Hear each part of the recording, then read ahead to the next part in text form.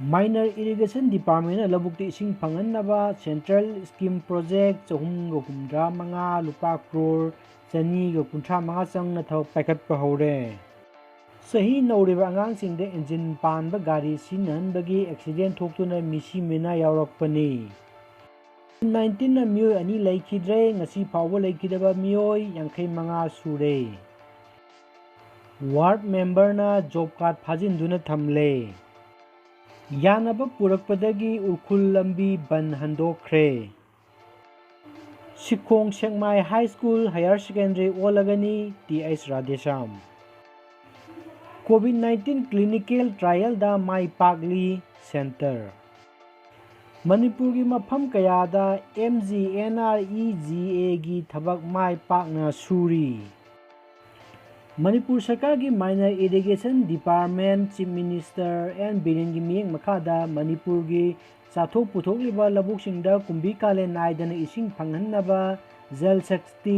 ministry की मखादा surface miner irrigation की थबकसिंग लुपा क्रोर 294 की प्रोजेक्ट चामरीगा निफुगु हुमदोय पैखनबा हाइजब मतमदा मिनिस्ट्री असिना लुपा क्रोर 235 की प्रोजेक्ट 365 की थबक ओइना पाइखनबगी अयाबा पिरगले प्रोजेक्टसिंग असि हौजिक पाइखनबा सेम साबा हौरे हाइरी मोटर व्हीकल एक की खोंगाउनदुना लमदम असिदा सही नौरिबा अंगांगसिंगदा engine Panba jeep car अमदी motorcycle कया पीदुना सिनबदगी एक्सीडेंट थोक्तुना मिसी मिना की चांग हेंगलकपदगी अचौब मरम अमनी हाइना ट्रांसपोर्ट डिपार्टमेंट की मचिन चटपा मियोय अमना फोंदोगली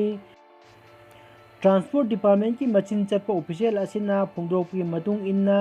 सही 53 सुद्रिबा अंगांग अमतना ड्राइविंग लाइसेंस पीबा यादे ड्राइविंग लाइसेंस पीबा मतमदा आधार कार्ड अमदी बायोमेट्रिक बेस तौदुना यामना कुपना येंसिलब मतुंगदा ड्राइविंग लाइसेंस पीबगी थबक सथै अदुबु सही असिगी ओइना कोविड-19 की लाइचर असे पाक सना संदोरकपदगी मणिपुर की ओइना मार्च सादगी हौजिक फावबा ट्रांसपोर्ट डिपार्टमेंट ना ड्राइविंग लाइसेंस पीबगी थबक लेपतुना लैरी ऑफिशियल असिना हाई नौना अनौबा मखलगी सोफिस्टिकेटेड ओइबा जीप कार सिंग थौदुना लाकपा नहा कया एक्सीडेंट थोक्तुना सीबा मतमदा मखोइगी सही येंगलुबा मतमदा सही 53 सुद्रिबा अंगांगसिंगना अयाम्बा थेंगनै मदुना युंगी ममा मपा ओइबसिंगना सही सुद्रिबा गाड़ी थौबगी नियम फजन खंगद्रिबा लाइसेंस पाइद्रिबा मसासिंगदा जीप कार सिंगबा कया पीदुना थौनबगी एक्सीडेंट थोकपगी अचौब मरम अमा ओइ हाइबा सि थोखिबा एक्सीडेंट कयागी अमुक खंगबा ngamle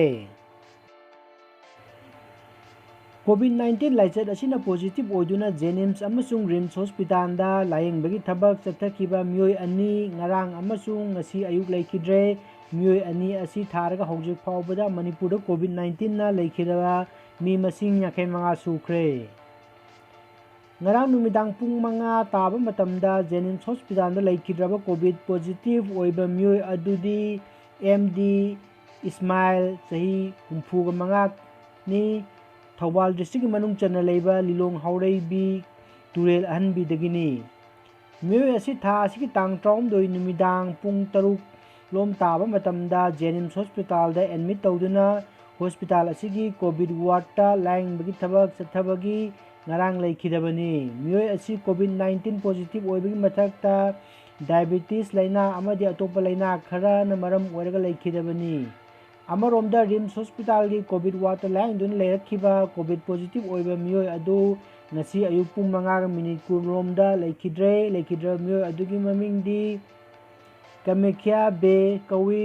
इम्फाल की थंगाल बाजार दगिनी लेखिद्रबा असि नॉर्थ AOC दा लेबा राज मेडिसिटी दा हौखिबा सेप्टेम्बर 9 दा रिम्स हॉस्पिटल दा रिफर तौरखिबनी मियोय असि किडनी ना नाबदगी चयोल अमा अनिरक डायलिसिस तौदुना लायेंग चथबदा नतना डायरिया ब्लड प्रेशर अमदी हार्ट चाउथोकपगी लेना कयामरुम लेबदगी लेखिदबनी हाइरे लेबाग असिदा कोरोना वायरस वैक्सीन की कैंडिडेट 30 रोम क्लिनिकल ट्रायल दा अहुमदी माय पांगना चंगसिली अमरोमदा मरी अमना प्री क्लिनिकल डेवलपमेंट स्टेज दा लेरे हाइना science and technology minister Harsh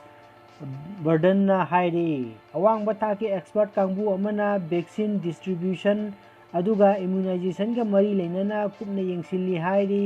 phase 1 2 अदुगा 3 की स्टेज द खुमांग चाउसिल्लबा वैक्सीन कैंडिडेट अहुम एडवांस स्टेज लेरे मणिपुर लेंगा की मखादा लेबा हाई स्कूल खरा हायर सेकेंडरी की थाकता अपग्रेड तौबदा हैरोक एसी मनुंग लेबा सिखोंग सेंगमाई हाई स्कूल यावगनी हाइना स्टेट की education minister doctor Thokchom Radheshyam फोंदोक्रे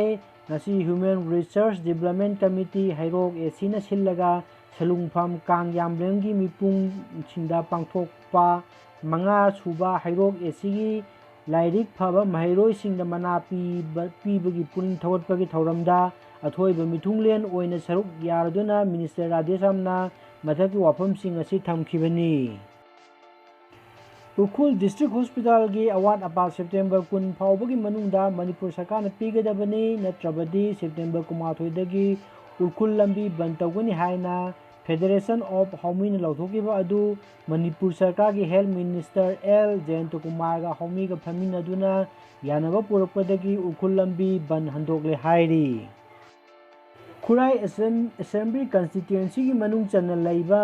कंगला ग्राम पंचायत की वार्ड मेंबर खरना जॉब कार्ड होल्डर सिंगी कार्ड फाजिंदुना थंबदगी बैंकता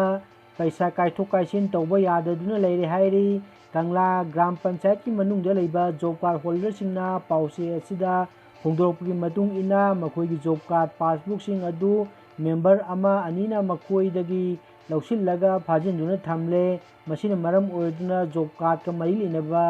लेनना बैंक पैसा लौथोकपा यादबदगी अवाब मायोकनरे हाइरी